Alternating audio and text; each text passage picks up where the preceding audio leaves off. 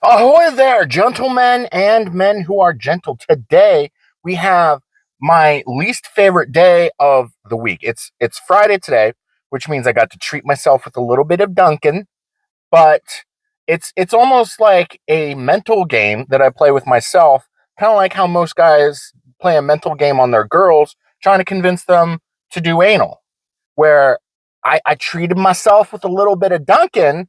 And then I come to the gym and I absolutely hate myself because it's an all cardio day. But I've been playing around with this concept of speaking and thinking positively about something. So this is going to be a fantastic day. It's not going to take forever.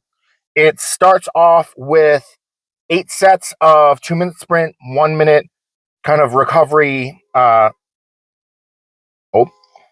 recovery, uh, biking. Someone's car alarm is going off. Oh, there we go. And then we have a giant set, which is 3 exercises done back to back to back. It's 30 air squats, 20 push ups, and 10 pull ups. Now, you're probably thinking to yourself, why do so much of this? Why do so much? And it's a simple answer, because today is what is called a recovery day. And it is a well-known fact that motion is lotion.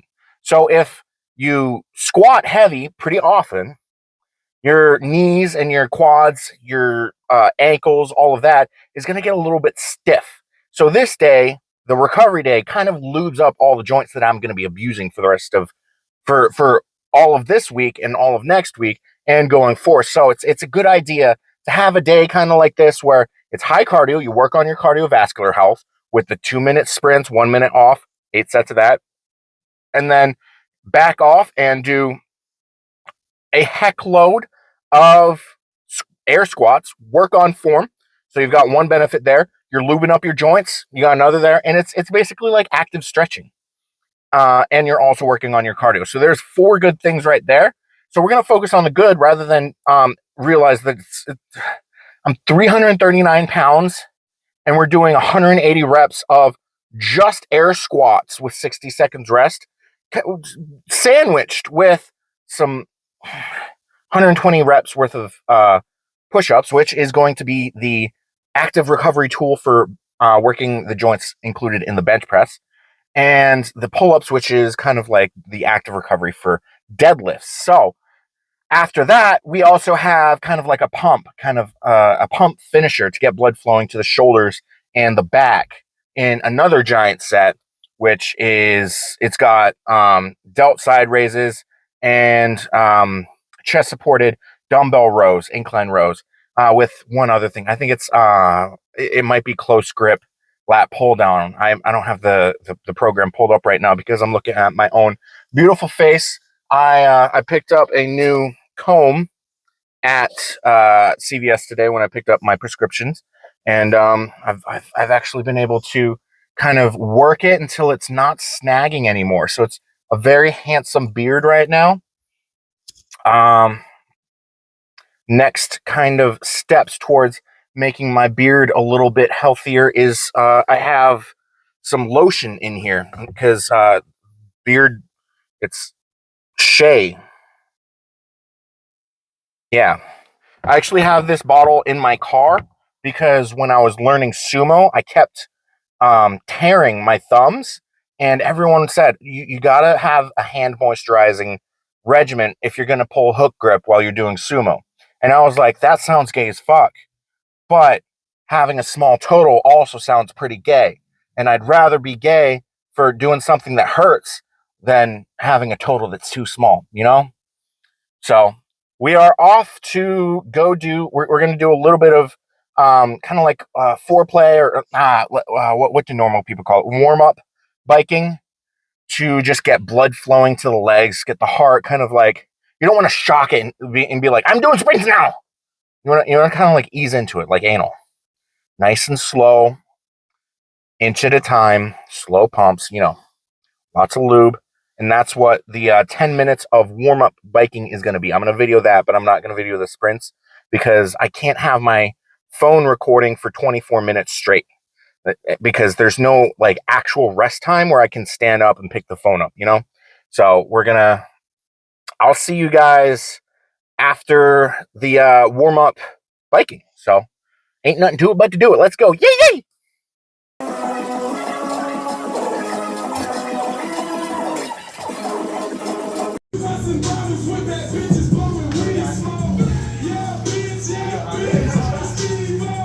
I don't think it works anymore.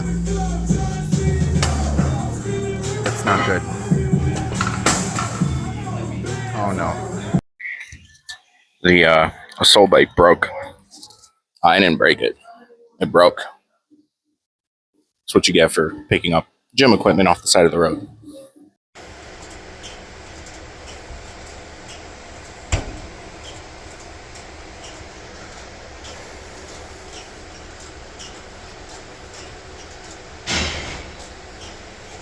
Since you filthy bears only watch these videos when I get shirtless, and I need some extra retention, I can finally get monetized on here. I'm very far away from that. Y'all get the bear equivalent of a baby's tummy time, which is Patrick shirtless time, you filthy heathens.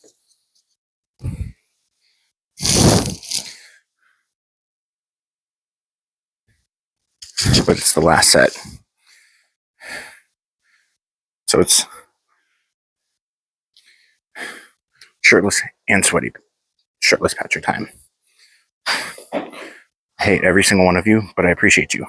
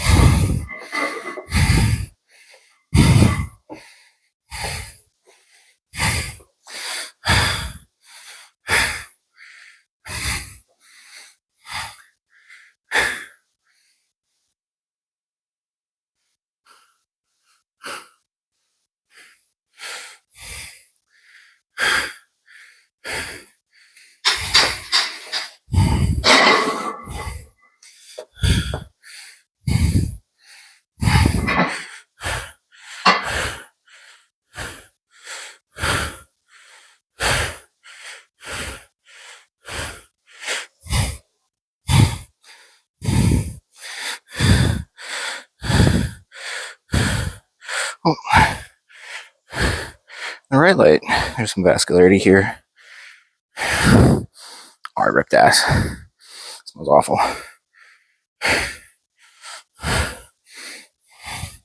Happy. Oh.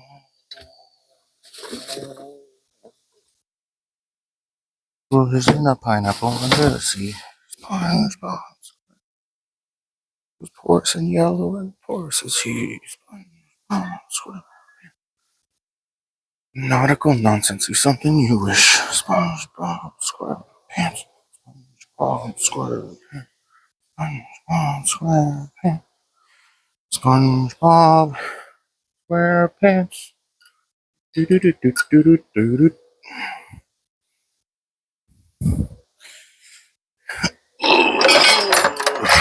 For those of you wondering, yes, I have spent time in a mental hospital.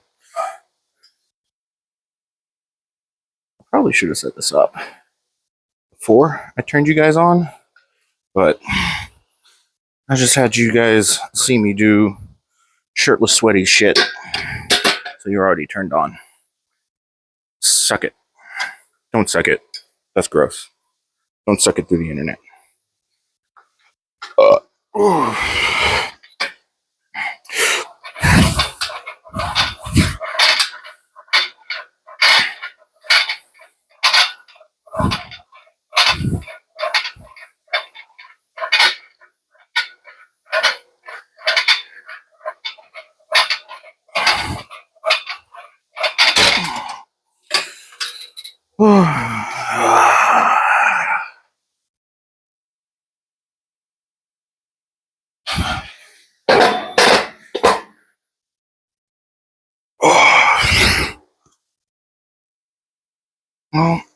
you guys are going to get some nice beard sounds.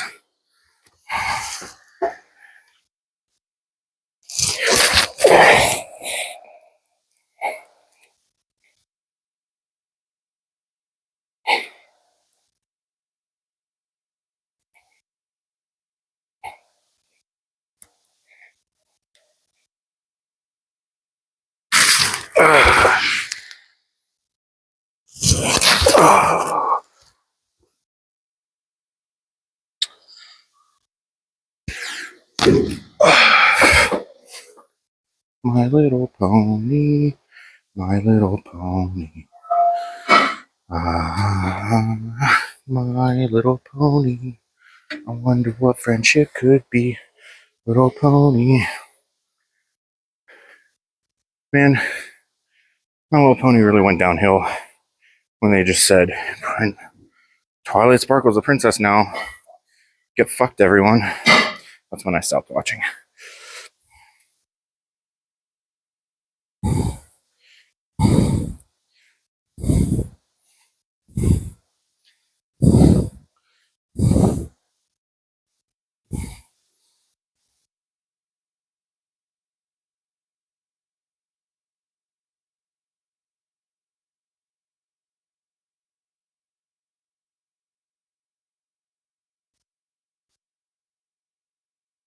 And that's set one. So I have a working theory, right? That in order to deadlift 800 pounds, you have to be able to hold 900 pounds. Because when you deadlift, your grip does a little bit of a twitch and then it can't get completely closed again. So it helps to be able to overshoot what you can grip when you're trying to grip a deadlift, right?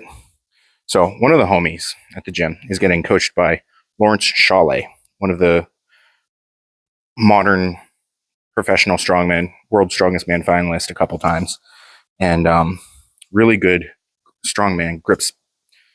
I don't know if it's a grip specialist or something, but really good at grip, world's strongest man level grip. And Lawrence said there's two accessories that will blow up your grip, will get your grip going real nice. And it's axle holds for time. I got 2 plates on here. I have no idea what this bar is. It's an axle bar. I don't know if it's 25 or 45. It feels light. I don't know. So there's axle hold for time, and then there's barbell hold behind the back for time.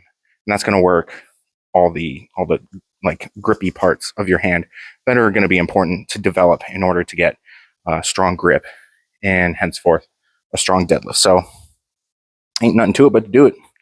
Got it set up on a combo rack because I'm lazy. So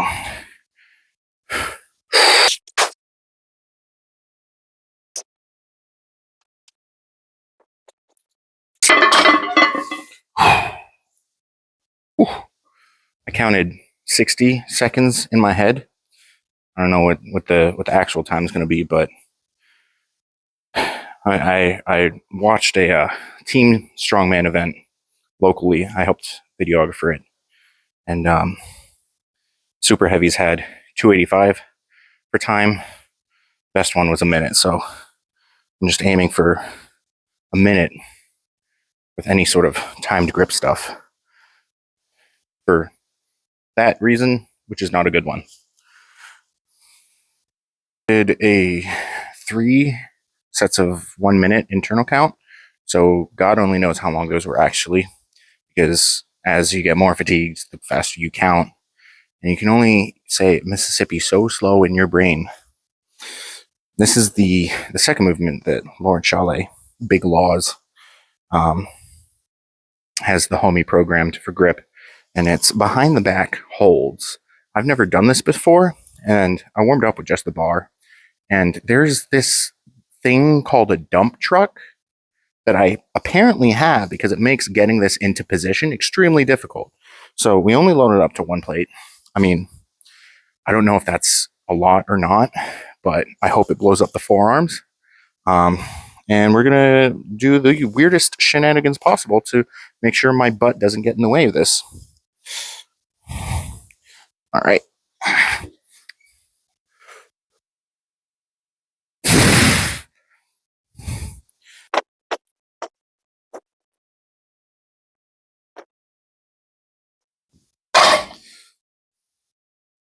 Weird.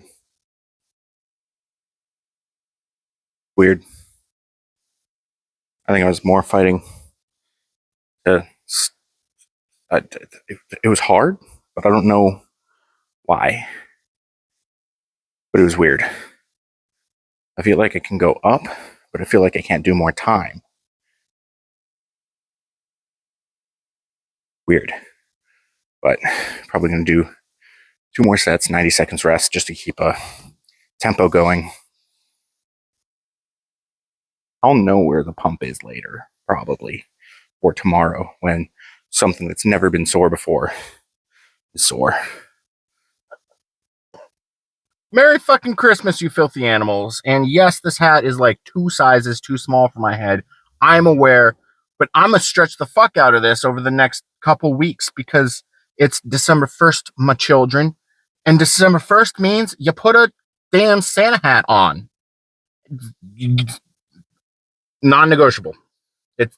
I even got the floral shirt on, the red Crocs, and the Santa hat.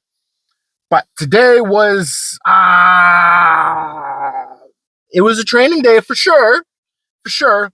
We got 6.5 sets of the 2 minutes on, 1 minute light assault bike sprints, which we had 8 programmed, but we were halfway through set 7 when the arm of the assault bike broke off. I tried to use a wrench or like pliers to wrench it back on, but the bolt that was attaching it is completely stripped at this point. The threads are stripped, so it's not going back on anytime soon. I mean, I told the gym owner, and he was like, "Oh well, we only just picked it up off the side of the road when we saw it." And I'm like, "What? You're just picking random pieces of equipment up off the side of the road?" Okay. I mean, it's cardio equipment, and it looks like it was picked up off the side of the road. The little computer thing that's supposed to tell you how far you've gone and how fast you're going doesn't even work. I only use it to measure time. It's got a timer on there. It might as well just be an egg timer. But we got through 6.5 of those, and then we went through the gauntlet. I'm going to call it the gauntlet. Now, we made sure that we were nasal breathing the entire time in between sets in between sets while in the sets as much as we can possibly do. And that made it so that it's not like we're getting fucked in the ass when we're going through there. It's like we're using a bit of lube and it's completely consensual, and it was our ideal to begin with. Like, it might still suck a little, but it didn't suck as much as surprise butt sex, you know? So I've accepted the point that I am getting older, and in order to do air squats, I need to warm up for air squats. And I used to use air squats to warm up for regular squats. Now I'm at the point where I have to warm up for air squats. So what I did was I did some pretty light. I did like 40 reps of leg extension, get blood flowing to the quads, and then I stretched out the quads a bit. I probably should have stretched out the calves a bit too, but it was too late for that. I stretched out the calves afterwards, and my knees feel great now. Because what's going on is, like, I need to kind of build flexion and mobility in my knees and ankles, which is why I squat the way that I squat, which is why I have squat shoes, because I've got terrible knee and ankle mobility. And we're trying to address that this off season so that my squat doesn't suck for once, because it is below average at this point. Completely unacceptable. So after that, we did the neutral grip lat pull down. We had the hooks on our wrists, but we didn't use them for that because we were only doing 110 pounds, focusing on kind of what I was trying to do was I was trying to touch my elbows while I was doing that, and that flexes the lats a little bit better. While it keeps flexion in the lats. And on the ascent, I didn't tempo it, but I made sure that the acceleration of the stat going down was less than 9.8 meters per second squared, which means that I was applying some downward force while it was going up. So there was tension the whole time. I just wasn't tracking it because it was 20 reps, and I would rather masturbate with sandpaper than keep track of a tempo while doing 20 reps.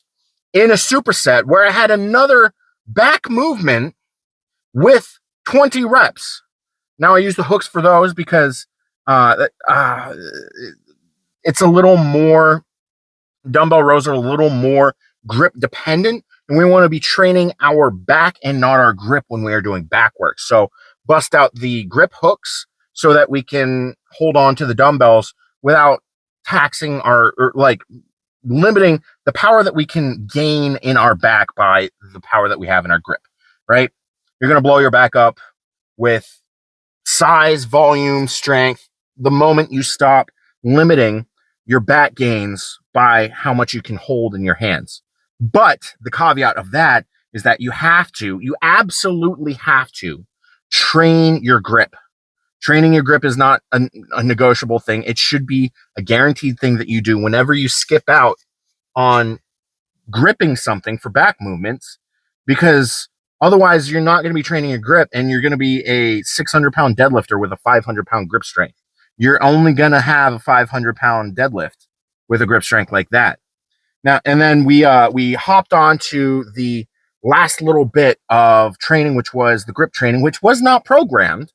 I did ask Coach. I said, "Hey, Coach, can we have some like scheduled grip training work?" And he said, "Yeah, sure."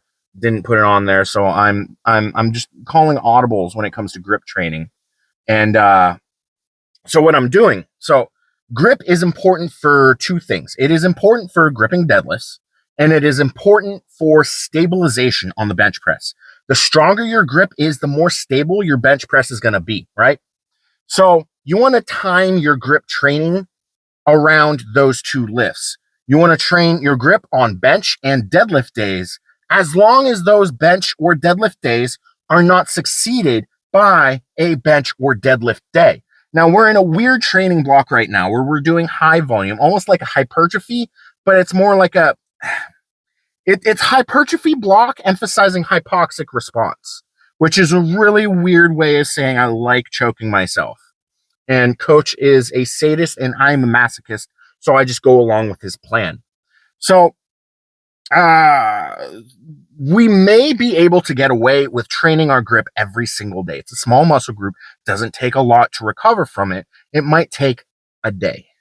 And we're not lifting heavy enough that it's going to negatively impact the way that we are lifting on bench press days and deadlift days. We've got two bench days. We've got primary bench day, which is day one of the week, and we've got a secondary bench press day, which is a bench accessory day where we do a whole bunch of back work. It's almost like a back eccentric day with bench accessories. It's like a primary back day with secondary bench, because we do end up doing dumbbell floor press on the backup or on the secondary bench day. But the secondary bench day is succeeded by a deadlift day. So we don't want to train grip on the bench, the secondary bench day, because we've got the deadlift day afterwards. But we do 100% want to train our grip on bench day one and deadlift day. We only have one deadlift day throughout the week, because the day after the deadlift day is this training day, which is a hypoxic cardio day.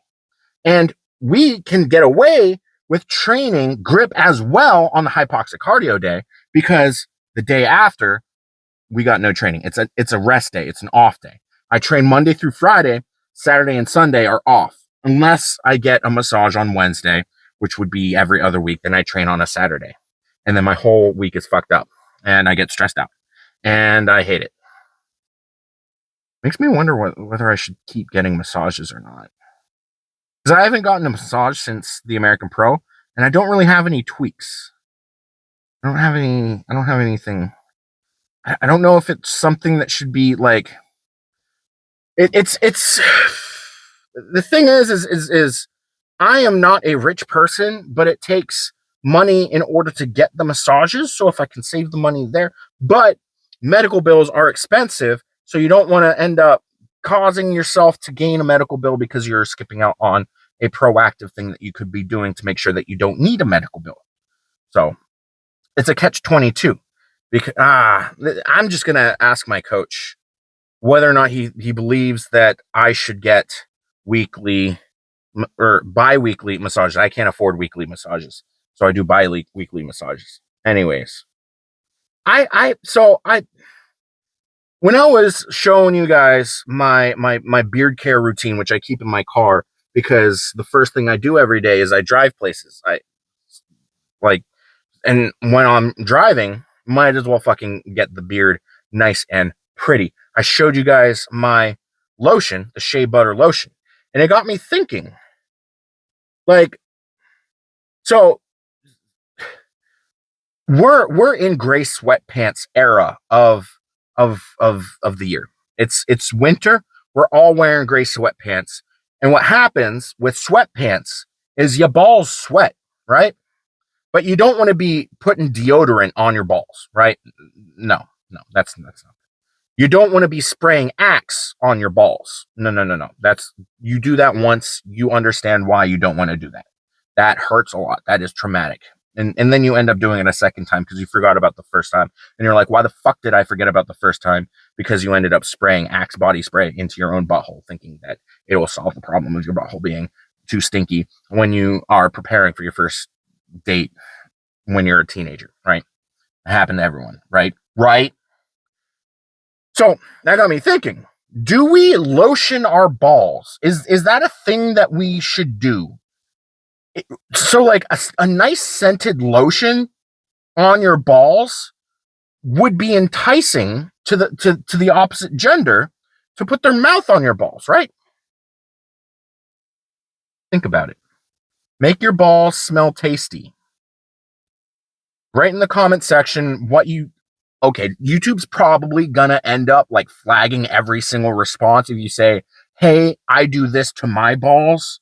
But like, we've got deodorant for every bit of our body except for our buttholes and our balls. Our balls are neglected. We've got scented baby wipes for our buttholes. How do we make sure that when we are wearing gray sweatpants and we get sweaty balls, how do we make sure that the sweaty balls don't smell, right? You take a piss and you're like, wow, I was active today, wasn't I? No one wants to touch. No one wants to interact with this. How do you quandary? Think about it. Think about it. You probably can't answer it in the comment section because YouTube is YouTube. But try. Maybe it won't hide your response. Maybe. Because this is an important man question that I'm asking you guys. Anyways, my phone is dying. I've got DMs to answer. Oh, no, this. Yes. And I'm going to go get my Fruity Pebbles and get ready because I am judging at a meet in Lebanon, New Hampshire tomorrow, which will be the today, or maybe to, I don't know when this video is coming out. It's coming out at some point tomorrow, but I don't know whether or not it's coming out before or after the meet. But RPS Winter's Wrath in New Hampshire, Lebanon, New Hampshire. I judge this meet every year. There's two meets that I pretty much guarantee to judge every year in powerlifting. That's RPS Winter's Wrath in Lebanon, New Hampshire, early December. And I may have just lied to you because the other one that I almost guarantee to judge every year is the New Hampshire Vermont State Championships for RPS. But that's usually in April. My next meet, the Ghost Clash 3, is April 6th. And I'm going to be staying in Miami for a bit time after that meet just because it's fucking Miami. Why wouldn't I want to stay down there for a hot minute, right? So I might not be judging that one. I don't know if it's been announced yet, if it's somewhere after the 6th. If it's before the 6th, I won't be able to judge it. If it's after the 6th, if it's after the 13th, probably. I don't know. Stay down there a week. Who knows? Then if it's after the 13th, then I probably will be able to judge it. But if that's, I don't judge shirtless, so none of you give a fuck. So like, because I know all my shit spikes when I get shirtless. You guys are weird, but I got Fruity Pebbles to go eat. Have a wonderful day, you filthy animals.